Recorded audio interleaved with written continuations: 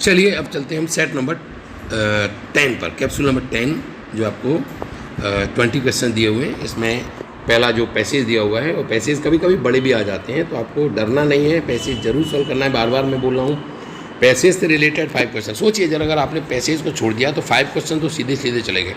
अब 15 क्वेश्चन में से आप 2-4 गलत कर दी, तो आप 10 या 12 क्वेश्चन अगर करके आएंगे, उसमें से 4 गलत भी चले जाएंगे, तो फिर आप क्या करेंगे बताइए, कैसे स्कोर हो पाएगा। और आपको बता दें, इंग्लिश एक स्कोरिंग होता है, फिजिक्स मैथ में तो अच्छे मार्क्स ला सकते हो, केवल क्वालिफाई करना ही सब कुछ नहीं है, क्योंकि क्वालिफाई करने के साथ साथ स्कोरिंग भी करना है, ताकि आपको मेरिट में भी आने में तकलीफ ना हो। तो इसलिए अगर मान लीजिए 40 मेरिट जा रही है और 41 मार्क्स आ रहे हैं, तो ये कोई मतलब सक्सेस नहीं है, इसमें तो आपको सही माने में बाहर हो जाएंगे आप। तो स्कोरिंग के लिए आप इंग्लिश को हल्के में ना लें और इंग्लिश को अच्छी तरह से पढ़ें, बार बार रिवाइज करें, उसके बाद इसको सेट करें। चलिए नंबर कैप्सूल 10 पे चलिए, पैसेज पढ़ते हैं। टू राइट वेल, अच्छी तरह से, ये राइटिंग के ऊपर डिपेंड है। टू राइट वेल, अच्छी तरह से लिखने के लिए you have to be able to write clearly and logically, यानी आपको लॉजिकली लिखना सीखना है और स्पष्ट रूप से क्लियरली लिखना सीखना है। And you can not do this, तुम ऐसा नहीं कर सकते unless you can think clearly and logically.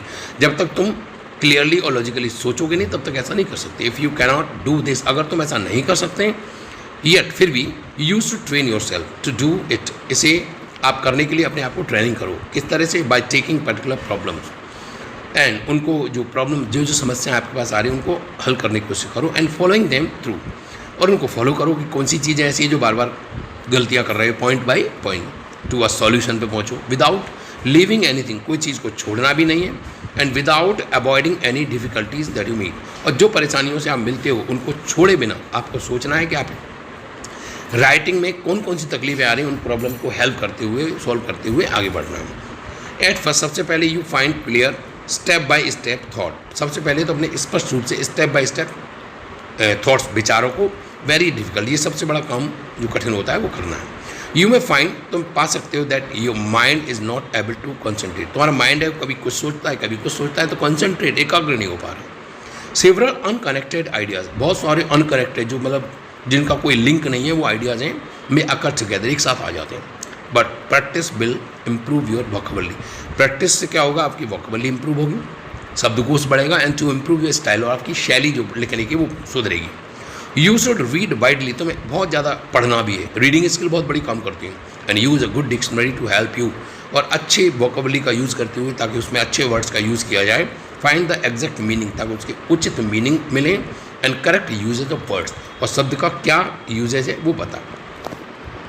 Always remember, हमेशा याद रखिए, that regular and frequent practice, regular और नियमित रूप से प्रैक्टिस किए जाए, इज़ नेसेसरी, वो आवश्यक है। If you want to learn to write well, अच्छी तरह से लिखना चाहते हो तो इसके लिए आपको रेगुलर प्रैक्टिस चाहिए। It is no good waiting, ऐसा नहीं कि आप इंतजार करते रहें until you have an inspiration before you write. आप सोच रहे हैं कि कोई दूसरा लिखेगा, उससे आप इंस्पिरेशन लेकर के तब लिखना शुरू करेंगे, तो ये तरीका नहीं है। Even with the most fabulous writer, यहाँ तक कि बहुत अच्छे अच्छे फेबुलस राइटर्स थे, उन्होंने भी क्या किया, इंस्पिरेशन इज रे, उनकी इंस्पिरेशन, वो ऐसा नहीं कि उन्होंने लिखना शुरू किया तो इंस्पायर होकर के लिखा, वो तो अपने आप से उन्होंने सोचना शुरू किया। समवन सेड, किसी ने कहा that writing is 99% hard work, writing है वो 99% एक कठिन वर्क है, एंड 1% इंस्पिरेशन, 1% है वो प्रेरणा मिलती है, इंस्पिरेशन मिलती है। So the sooner you get into the habit of disciplining yourself, जितनी जल्दी अपने आप को डिसिप्लिन करेंगे लिखने के लिए, the better you will be, उतने अच्छे होगा। तो चलिए, इसमें पैराग्राफ में क्वेश्चन राइटिंग के लिए पूछे गए हैं। पहला क्वेश्चन है, टू राइट वेल, विल लिख गया या वेल है। To write well a person must train himself, और इन किस चीज़ के लिए, थिंकिंग क्लियरली, सबसे पहले आपकी थिंकिंग अच्छी होनी चाहिए, क्लियरली और लॉजिकली होनी चाहिए, तो इसका आंसर है वो सी होगा। अगला क्वेश्चन है, initially it is difficult to write, शुरुआत में ये लिखना है वो बड़ा डिफिकल्ट क्यों हो जाता है, क्योंकि आइडिया जो होते हैं वो एकदम सीक्वेंस में नहीं आते, विदाउट सीक्वेंस में आते हैं, तो B is the correct answer. चलिए क्वेश्चन नंबर 3 में, according to the passage writing style can be improve, writing style को सुधारा जा सकता है, और किस तरह से, अगर हम उसको ज़्यादा रीडिंग करें, रीडिंग स्किल अगर सुधरेगी तो निश्चित रूप से reading widely is correct answer. Famous writers have achieved success by discipline their skill, अपनी स्किल को डिसिप्लिन करके उन्होंने इस तरह से जो सफलता प्राप्त की, तो इसका आंसर है वो बी होगा, डिसिप्लिनिंग देयर स्किल। चलिए क्वेश्चन नंबर 4 के बाद आप चलते हैं 5 पर। 5 नंबर, all the following word mean exact except, यानी इन 4 जो वर्ड दिए हुए इसमें एग्जैक्ट का मतलब है वो 3 मीनिंग का तो मीनिंग है, चौथे का नहीं। जैसे प्रिसाइज माने होता है किसी को छोटा करना, कंसाइज करना, एक्यूरेट माने होता है उचित करना, वेरी माने भी होता है नचोड़ निकालना, इरेक्ट माने होता है खड़ा करना, किसी चीज़ को इरेक्ट करना। तो इरेक्ट जो है ना इसका आंसर नहीं होगा, इसका आंसर डी होना चाहिए ना। अगला, spot the correctly spelled word. Superintendent में की जो प्रॉपर स्पेलिंग है, करेक्ट स्पेलिंग है वो बी, SUPERINTENDENT, यानी B is the correct answer. Superintendent सही स्पेलिंग ढूंढनी होती है आपको। चलिए 2 सिनोनिम्स हैं जिनमें 7 नंबर पे डिलीजेंट माने होता है मेहनती, मेहनती यानी इंडस्ट्रियस, इंडस्ट्रियस, डिलीजेंट, लेबोरियस, जर्डियस, ये सारी इस वर्ड इसके अंदर है। अगला है मुंडेन, मुंडेन कहते हैं सांसारिक, सांसारिक यानी वर्ल्डली, तो इसका आंसर हो जाएगा वर्ल्डली। चलिए 2 एंटोनिम्स में इसमें पहला वर्ड है पाल्ट्री, पैल्ट्री का मतलब होता है यानी यूजफुल ना हो, तो इसलिए इसका अपोजिट ढूंढना है तो वर्थ वाइल, इसका यानी सी is the correct answer.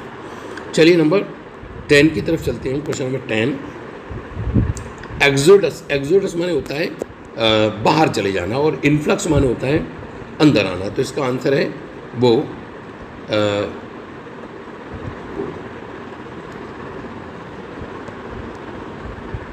Influx, influx is the correct answer. चलिए अगला क्वेश्चन है आपको इडियम्स है, to drink like a fish, मछली की तरह पीना, अर्थात हमेशा नशे में रहना, टू बी अ ड्रंकर्ड यानी बहुत ज़्यादा शराब पीना, इनसे आंसर होगा वो बी होगा, ठीक है ना। अब चलेंगे हम क्वेश्चन नंबर 12, इन हाई स्पिरिट, तो हाई स्पिरिट माने होता है यानी बहुत ज़्यादा जोश में होना, यानी खुश होना, तो इसका आंसर है वो cheerful, D is the correct answer. चलिए आगे चलते हैं, fill in the proper conjunction भरना है। नो सूनर के बाद हमेशा देन लगता है और देन की स्पेलिंग जरूर ध्यान रखना, THAN, बी आंसर होगा। चलिए एब्स्ट्रैक्ट नाउन पूछा गया है एबल का, तो एबल का ability is the abstract noun, C answer होगा। चलिए अगला क्वेश्चन 15 है, अप्रोप्रिएट वर्ब भरनी। ऑल द टीचर्स थॉट, सभी टीचर्स ने सोचा that Neena would stand first in the class, exam में फर्स्ट आएगी, but she fell short, fell short कहते हैं असफल हो जाना, फेल शॉर्ट एक फ्रेज है, फेल शॉर्ट फ्रेजल वर्ब है, तो फेल शॉर्ट यानी आंसर ए होगा, थॉट और फेल शॉर्ट, ठीक है ना। चलिए अगला क्वेश्चन है आपका 60 नंबर, जिसमें अनलेस कंडीशनल, अनलेस वी, इसमें भी एक फ्रेजल वर्ब का यूज किया है कि पुल टुगेदर, अगर जब तक हम साथ साथ नहीं आएंगे तब तक हम सफल नहीं हो सकते, तो C is the correct answer, pull together. चलिए अगला क्वेश्चन है, Rajesh said I bought a car yesterday, I का मतलब ही, वो बॉट का हेड बॉट है, तो ही हेड बॉट ढूंढ लीजिए, और यस्टरडे की जगह प्रीवियस डे, तो इसमें सीधा सीधा आंसर है वो सी बन रहा है, राजेश सेड, क्योंकि बाकियों में देखिए किसी में प्रीवियस डे नहीं लिखा है, यस्टरडे लिख दिया है, किसी में हेड नहीं लगाया है, तो इसका आंसर है वो सी होगा। चलिए एक्टिव पैसिव में हु नोज दिस मैन, वैसे तो इसमें टू होम से बनना चाहिए, पर टू होम में नोज लिखा हुआ है तो प्रेजेंट आना चाहिए, तो इसमें तो वॉज लिखा हुआ है, तो ये तो हो नहीं सकता, तो इसलिए इसमें ये भी आंसर होता है कि टू को पीछे ले जाए हम, और टू को पीछे ले जाकर के हम हु को आगे लगाते हैं, तो इसका आंसर है वो बी हो सकता है, तो B is the correct answer. चलिए अब आपको अरेंज करना है, अरेंज वाले क्वेश्चन वैसे कभी कभी आ भी जाते हैं, तो इसमें देखिए वैन ही के बाद हमको वर्ब लगानी पड़ेगी, he heard the hue and cry, यानी आर से स्टार्ट होगा और आर वाला तो एक ही है, तो C is the correct answer.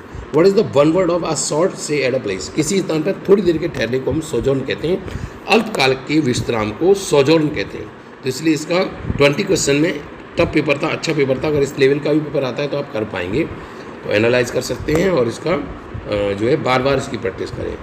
Thank you.